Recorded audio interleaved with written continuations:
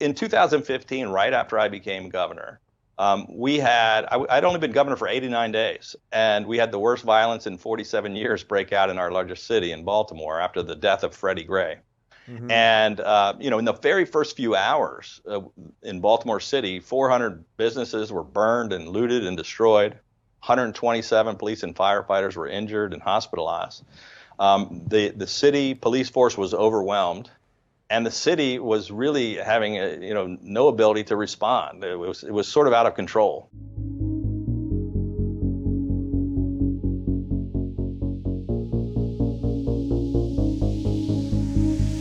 Let's talk about the other thing that's going on, because there is another thing going on. There's always a lot of things, but there's sort of two main ones Yeah. going on at the moment. And the second one, obviously, is, I guess the best way you describe it is either the racial unrest or the protesting or the rioting, just the whole conversation we're having, the toppling of monuments. Now, again, you're in Maryland, DC's right there, awful lot of monuments, awful lot of history is right in your backyard. You've got Baltimore there, which has its own set of problems. So I'm not even going to ask you a question. I'm going to just pass all that off to you. Toss it out. Take it away. Yeah.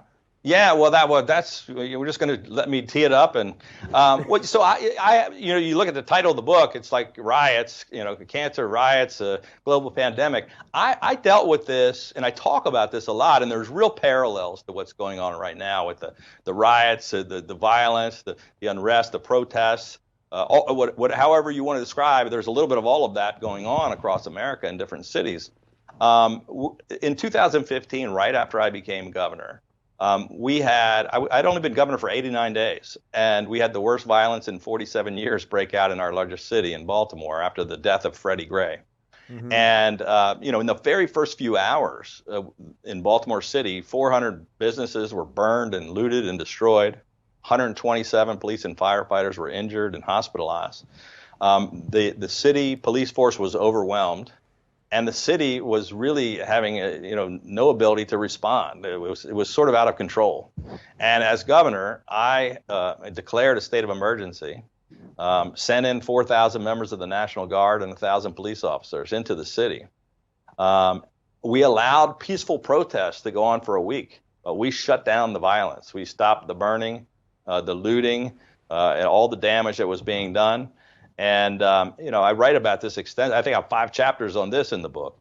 I walked the streets of Baltimore for a solid week to listen to people. I was hugging people who lost their businesses and their homes. I was meeting with community leaders. I was talking to faith-based leaders. I was walking the streets where Freddie Gray's neighborhood. I was dealing with the crisis, but also trying to lower the temperature. And I think we found the balance of, I call it, Reagan's peace through strength. We sent enough people in there to keep the citizens safe, to not allow the violence and destruction without further inflaming, the anger and violence by moving too aggressively. We just, if you were protesting in the streets, it was okay. If you're throwing rocks and setting things on fire, we're going to arrest you. And I think the mistakes that were made in some of the large cities today by just letting, mob rule take over and just not to respond at all is a big mistake. There's obviously legitimate frustrations in the Black community, and I was very proud of actually Baltimore this time, as we're seeing things erupt everywhere. It was mostly very peaceful protests.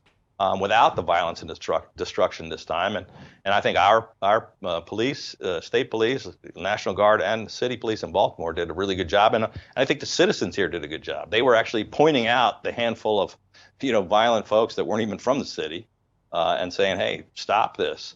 They wanted to just peacefully express their frustrations. But it's something we've got to get a handle on, and I understand both sides of the argument, but I talk about this extensively in the book. I think we've got to find the way to get this under control while addressing some of the concerns. How miserable of a decision is it for you when something's going down in one of your cities, in this case Baltimore, where you have to then bring in the National Guard or something else, where I know it's your preference to let the mayor hopefully do his or her job and make sure that they take care of business. But as we're seeing in a lot of these states right now, I mean, we're really seeing it in Portland right now, the mayor seems either unwilling or unable to do anything, Yeah. and now we've got in effect we've got federal troops in the streets of Portland.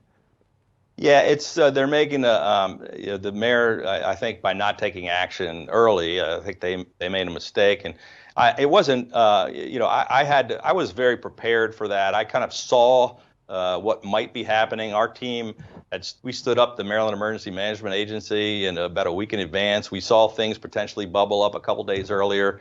I was ready with an executive order, already prepared. I've been in constant contact with the city. It's the first violence that broke out. I was on the phone with the mayor saying, this doesn't look like you have it under control. I took action within a matter of hours to come in and back up the beleaguered police that were overwhelmed in the city. And I think, that early and aggressive action, again, it's sort of like this pandemic. There's no time to delay and hesitate and to be too passive. But again, we didn't go in there and aggressively, cause further escalation of the problem. We just went in there to keep the citizens safe, and they're very appreciative of it. The people in Baltimore were like, thank you, because they were scared. They were really worried about this violence and the people trying to take over their city. Are you hearing from just regular people that they're really worried about the sort of mob rule that seems to be taking effect, regardless of whether you're for statues staying on, the fact that they are just coming down all over the place, as opposed to let's vote and make a decision or have, some process related to the law. I mean, whether you want them down or not, I think most people agree that tearing them down is not legal, right, at the very least. Are regular people bringing that up to you, that the rule of law seems to be up in the air at the moment?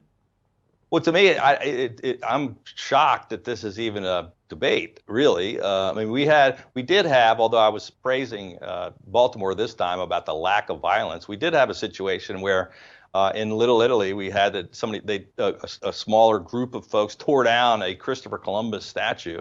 Now, I'm not here to debate the merits of whether Christopher Columbus was a great guy or not, but there's no way that we should encourage mobs to be able to tear down whatever piece of art or history that they want to, instead of going before the city council and arguing why they think they maybe should put that in a museum or do something else. We actually had a city councilman member in Baltimore, while they were tearing down that statue, that tweeted something like, maybe they should consider going down and tearing down another statue that was built to honor fallen police officers, a memorial that was put up by the families of. I mean, it was just unbelievable that we're having these kinds of discussions. I understand the debate about some of these statues. Maybe we really should take a look at, making a decision to remove them. And I think that's an argument and a discussion we definitely should have. And some of them, I understand why they may be offensive to some folks. But you can't just allow mobs to decide which ones they want to tear down. Yeah, well, we seem to be in this sort of mob moment, I suppose you could call it. Yeah. What are you seeing between the tension right now between the Republicans and the Democrats? You strike me as what I would say is a pretty moderate Republican. You can assess that statement however you like, but that's what you strike me as. What I'm worried about is that, I don't know how much you know about me, but I was a lifelong Democrat, lefty, progressive until the last couple of years. I know. And then you saw the light. And here we are, right? And here we are. But what I am worried about is that my former side, so to speak, and I don't like doing it in sides, but there's only so many ways we can talk about these things. That my former side, that it seems like if you don't go fully woke, if you don't go fully to where the Bernie AOC energy is, that they're just going to take you out. And are you seeing that at a state level too?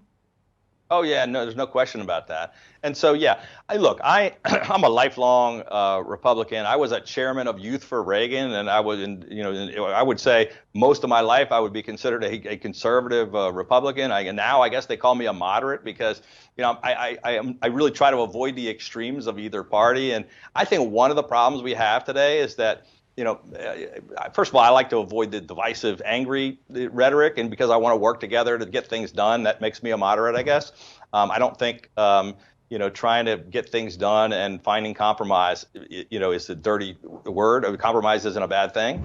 If you're looking for more honest and thoughtful conversations about politics instead of nonstop yelling, check out our politics playlist. And if you want to watch full interviews on a variety of topics, watch our full episode playlist, all right over here. And to get notified of all future videos, be sure to subscribe and click the notification bell.